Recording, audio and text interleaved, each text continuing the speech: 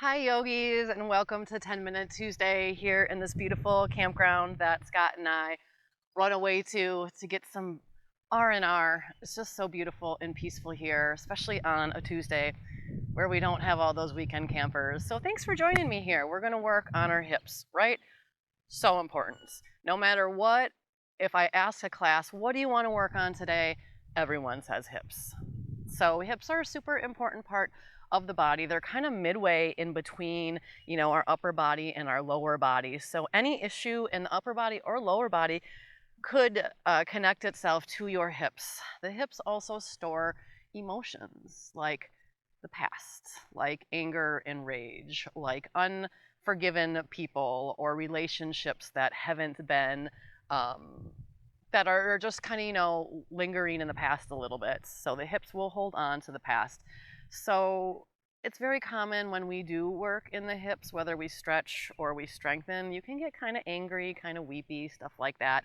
And that's normal because, like I said, our body holds on to our emotions. Our body keeps score. So trauma, heartbreak, abandonment, anger, and again, people that aren't forgiven are going to be stored into those hips. So first of all, we're going to talk about the proper way to sit, which is knees lower than the hips. So I always have these blocks. You can use really anything. I don't know if people still have dictionaries or stuff like that in your home. Pillows, blankets, anything like that. So I'm going to make these blocks into this shape right here, and I'm just going to sit my sit bones up on them.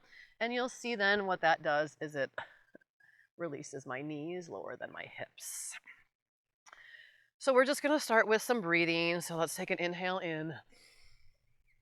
And exhale hands to the heart. Very nice. A few more just deep breaths like that, everyone.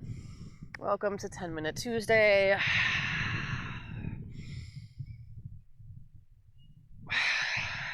One more, please. Beautiful. Keep that breath going. We're going to start to transition into a child's pose. So go ahead if you want some spontaneous movement from point A to point B, you can go ahead and take it. Otherwise, we can put the knees wide or we can keep the knees together. You can also put blocks or anything behind you to help support you as we go into a child's pose here. Forehead to the floor. Just taking a few deep breaths. Sinking into those hips. The hips really aren't used to this feeling here because we're always standing upright and we have that downward pressure of gravity onto our hips. So this can be really uncomfortable. As long as there's not pain, we can work in discomfort. We can breathe and be uncomfortable, but what pain is a message to the body saying, hey, let's not do this anymore. So go ahead and bring yourself up to a tabletop. We're just going to start by bringing some knee circles in. So we're going to kick one leg back, doesn't matter to me, and we're just going to start with taking some circles here, both directions as you breathe. We want to be mindful about not locking out those elbows, and we can always bring down a forearm to the floor or the block. So switch directions if you haven't. And then what we're going to do is we are going to kick whatever leg you have. I have my right leg out to the side, and we're going to drop the hips back and down, feeling a nice stretch through that inner thigh. Breathe here, breathe in and out. Very nice. And then we'll come forward. Maybe we lift that leg up and bring it back in. And now I'm all full of this. And then we'll bring the other side, the other knee will swing as we breathe in and out. Oh yeah, there's some goose poop here too. Great. So this is what nature is all about, or yoga is all about, is getting out into nature. I see people walking around too. Over to my left, there's like a birthday party setting up, and they're probably like, who is this awkward girl? But you know what? I'm being brave because I teach you all to be brave too. So when you're done with that, put that leg out to the side and maybe you sit back a little bit. I have my toes tucked underneath here. And then just sit back and you should feel a nice stretch to that inner thigh. And don't forget to breathe. I would rather have you not making a shape and breathing than not breathing and making a shape. Very nice. So then we'll maybe lift that leg straight up and bring it on in. We're going to go ahead and have a seat. You can always sit on blocks again. My left knee is pointed towards 11 and my right knee is pointed towards 2. I'm going to put my right hand down to the floor or the block, and I'm going to Reach up and over. Beautiful breathing into this side of the body that I like to say intercostals, but they're intercostal muscles. Sink the hips, reach up and over, and breathe in and out. And then we're going to take that left hand to the floor. Right arm reaches up and over. If you want to lift those hips up, it can feel pretty darn good to lift those hips up and then back down. And then we'll try that one more time. Tick-tocking over, right hand down, left arm up. If this is too much, go ahead and straighten out that right leg on the diagonal. That's fine, no big deal. And then again, left arm up, right arm up and over. Perhaps we lift those hips up, breathing here. And then go ahead, lower down. We're gonna kick that right leg out on the diagonal now. We're gonna reach up, turn, and fold, and take some deep breaths. Now, when we work into yoga, we really want to, a lot of us are like, okay, go, breathe, bend. We want to work on foundation first. So we want to really root those sit bones down into the floor.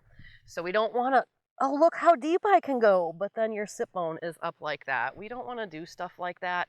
You can leave the other 23 hours of the day for performance and impressing people. But the fact that you're even here impresses me and that you're watching. So thank you so much for that.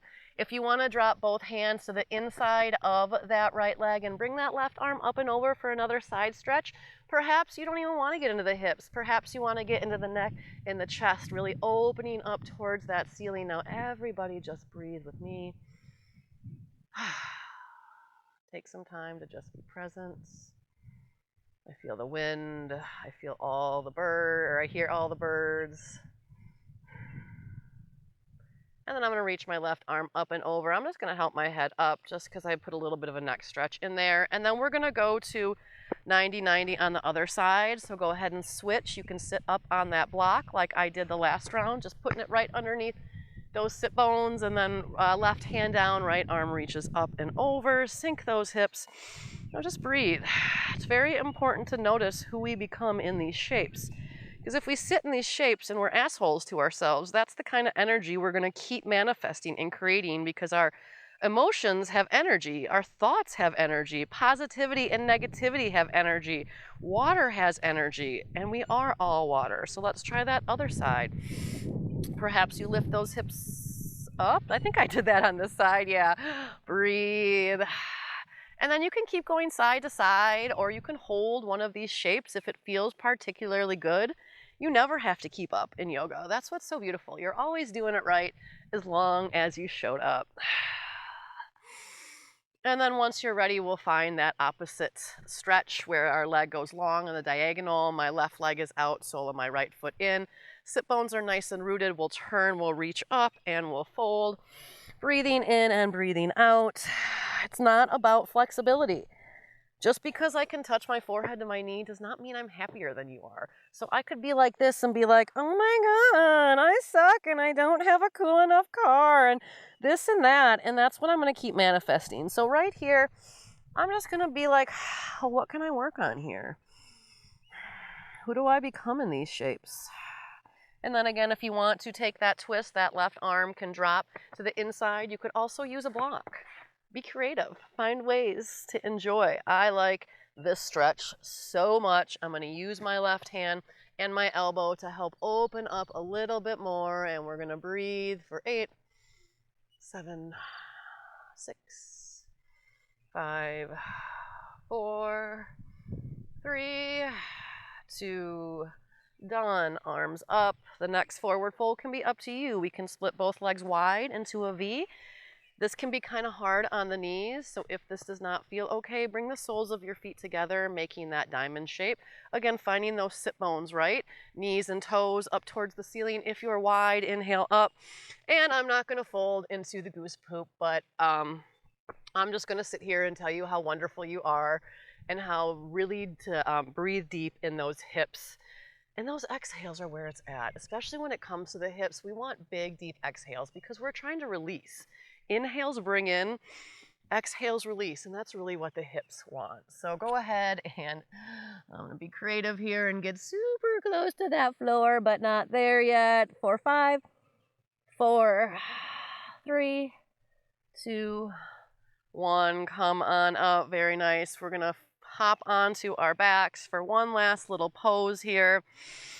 All the way down, soles of your feet together, knees wide. Try not to pop those ribs up. So maybe you got to shuffle your low back down, and maybe your knees don't drop open as wide, and that's okay. Just allow your spine, the back of your head, anything that wants to touch the floor, just let that be heavy. Think a good thought, Yogi, is those wonderful hips of yours. And then you have an option for a twist. Help the knees together, and I'll take you through a few different twists. You can do your right ankle on your left quad for a figure 4, and then you can drop that all the way down to the left. So the right foot and the left knee go together, and you push that right knee away, and you try and drop that right hip down. Arms can go wide, and you breathe, feeling a really big stretch here. You could do double knees, so stacking the knees and dropping them over to the left. Again, feeling that stretch in here. You could pull your right knee in and let your left leg go long and take that to a stretch. So everyone find a twist, knees to the left, and then settle your entire spine, your jaw. Take some big, slow, deep breaths here. Let it go. You're taking 10 minutes for you. That's pretty freaking cool. And then untwist, pulling that belly in. If your low back hurts after stuff like that, you're going too deep. And that's kind of common as human beings to go too far. So back off, put blocks underneath your knees, or engage the belly. So left ankle, right knee if you want, and then bringing all of that down over to the right. Arms can open up and you can gaze away. You could take a single knee, so the left knee pulls in, and you can twist a double knee, or take whatever twist is trending on TikTok right now. I don't know. I usually have the younger crowd tell me what's really cool.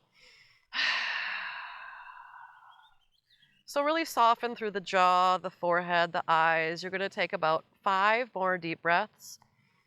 I think I hear maintenance coming over towards me. I hope I don't get in trouble here.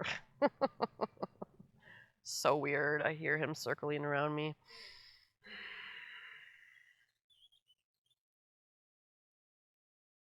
And just remember to take time to be present. Meditation doesn't mean a completely blank mind or sitting still. You can meditate while you're moving. You can meditate while you're washing your hands. You can meditate when you're cooking. So untwist, unwind, Yogi, is if there's really anything else you need in those hips today, maybe you sit up and bring the knees wide and do some side-to-side knees. But you know what's really important for the hips is kindness and stillness, some confidence, and just some acceptance just as you are. So I really hope that helped your hips today. Thank you for spending 10 minutes with me. Thank you for all that you are. Thank you for all that you're not. Hit like and subscribe and comment and share. Peace in. Peace out.